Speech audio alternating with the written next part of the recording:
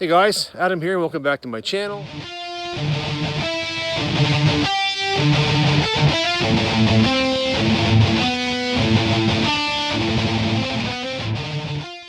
So we're back outside today, and I'm not at the field. I'm in my backyard actually. We're into week, 5 or 6 now, this lockdown, and I am at the point where I am dying to get a lift in. So desperate times and all that. The last few weeks I've been thinking about how I could do a lift, and I don't have a lot of equipment at the house, and my garage is not ideal for lifting. It's old, the ceiling is low, the floor isn't level, and obviously I can't do deadlifts or power snatches or behind the neck jerks or push presses in my kitchen, so I'm limited to what I can do. That got me thinking though, if I was a beginner, if I was starting over again, I had no knowledge of weightlifting, what would I do? How would I do it? So what I'm going to do is I'm going to give you guys 10 exercises and the reps for what I think a beginner should do in the gym or at home if they're low on equipment, if they just have a squat rack, just a bar and some weight. What could they accomplish? And some of these exercises are probably going to surprise you, and they will go against everything that the top YouTubers will tell you. Oh shit! Oh shit! I am talking that top 1%. I won't mention any names, but they would advise you against doing some of these exercises. Do you accept cash? But frankly, I think they're full of shit. So I'm going to show you what I would do. This is all based on my 30 years plus experience as a weightlifter, bodybuilder, thrower, who's injury free, and because of that, I would never steer someone towards a dangerous situation.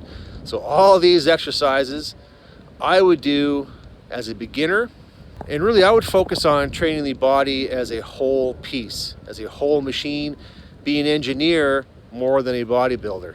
That's how I've approached weightlifting for the last, close to 20 years of my 33-year lifting career.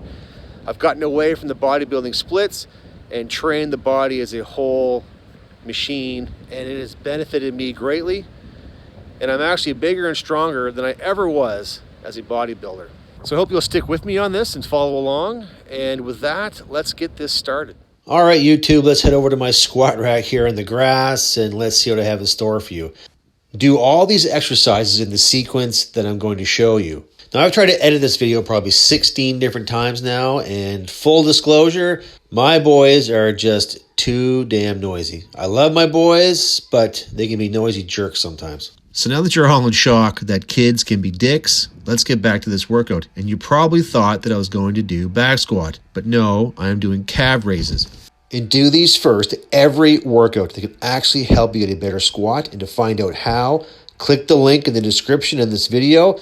And for most people, they're a weak point. And always do your weak point training first.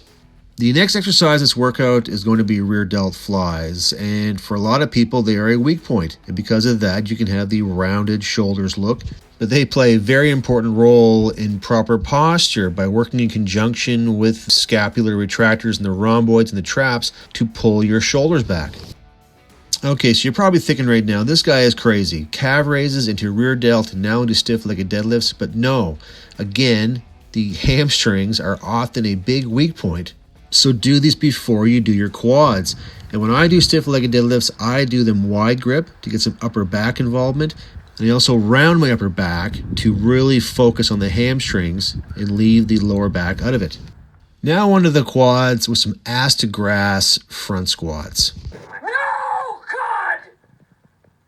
No, God, please, no! No! Now pay attention to this, because most of the top YouTubers would tell you not to do ass to grass squats, and they will exaggerate that movement to prove their point. But really, an ass to grass squat is just when you break parallel, when your hip crease drops below your knee.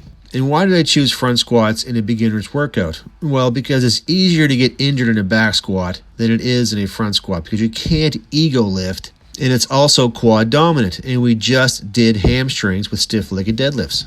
All right, so what's next in our trip into Crazy Town? That's right, standing behind the neck press. You're crazy, man. Like acid grass squats, there's a real hate-on in the fitness community for behind the neck press. And whether you're a beginner, intermediate, or advanced, if you have no physical shoulder injuries that prevent you from doing behind the neck movements, you should be doing these. And I will post a link in the description on a video that I did on behind the neck press and the reasons why you should be doing it. So check that out. Okay guys, if you don't have access to a bench press, then the standard push-up is a great exercise to add to any program. It hits your chest, shoulders, and triceps, and of course your abdominals, because you have to maintain that plank position throughout the movement. And for you beginners, try doing 10 push-ups every day for a month and see what happens. You'll be surprised. So this next movement got me thinking about all the Ronnie Coleman memes about nobody wants to lift any heavy ass weights. Well, nobody wants to train forearms either. It's all about the biceps. There are probably 20 different exercises at least for your biceps, only a handful for your forearms. But if you do reverse curls as a beginner, you are going to train your biceps anyway, along with the brachialis, the side of your arm, and your forearms, and you're going to train your grip at the same time, which is hugely important when you're doing deadlifts or any kind of pulling movements. All right, get your minds out of the gutter and let's do some triceps. Now, there are lots of tricep exercises that you can do with minimal equipment like dips or extensions, but this is my idea of a full body workout. So I've chosen incline close grip push-ups. And along with a great tricep burn, you're going to get some lower body involvement because your quads have to be engaged to maintain that position. Okay, now you're thinking he must be doing back squats now. Well, no, I am doing good mornings. Another exercise that people think is extremely dangerous, but it's actually quite safe and very beneficial. I do these all the time, and much like front squats, I would recommend these to beginners over deadlifts starting out because, like the front squat, it is very hard to ego lift in a good morning. But I've seen some pretty awful technique in deadlifts that can lead to injury very easily. And the last exercise on my list, which is a great full body workout all by itself, a great workout finisher and cardio workout, are medicine ball slams. This is a 15-pound medicine ball, and you can build great strength doing med ball slams. So give these a try.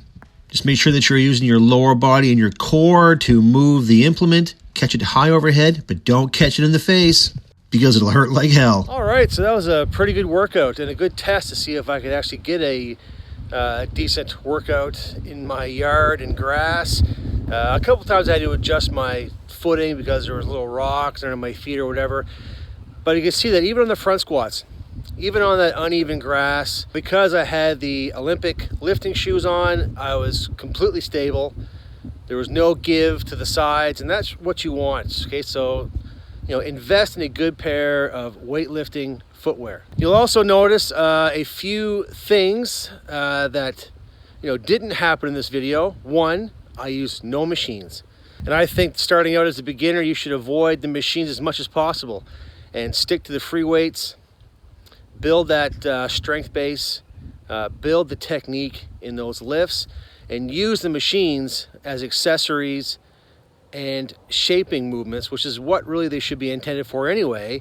Second, I did no lifts sitting down. Okay, everything was done standing, which is a theme with most of my workouts anyway. I don't sit down because I want to train my core muscles the entire workout.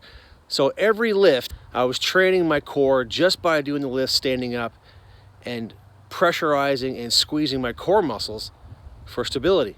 And three, even though it looked like I was only doing one movement per body part, I was in fact training each muscle about 10 different times throughout that entire lift. So push-ups, close grip push-ups, behind the neck press, good mornings. I was training all the body parts at once, which is a true full body workout. I covered all the bases, or at least what I think should be covered in a full body lift. And as you get stronger, you can work in different things like back squats and like deadlifts, which are all king lifts, even front rack, overhead press, and barbell bench press.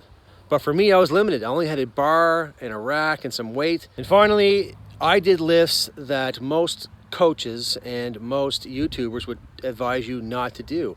Now, I'm all about stepping outside that comfort zone, thinking outside the box, doing lifts that people will tell you not to do anymore, which in my opinion are perfectly safe, because no lift is dangerous.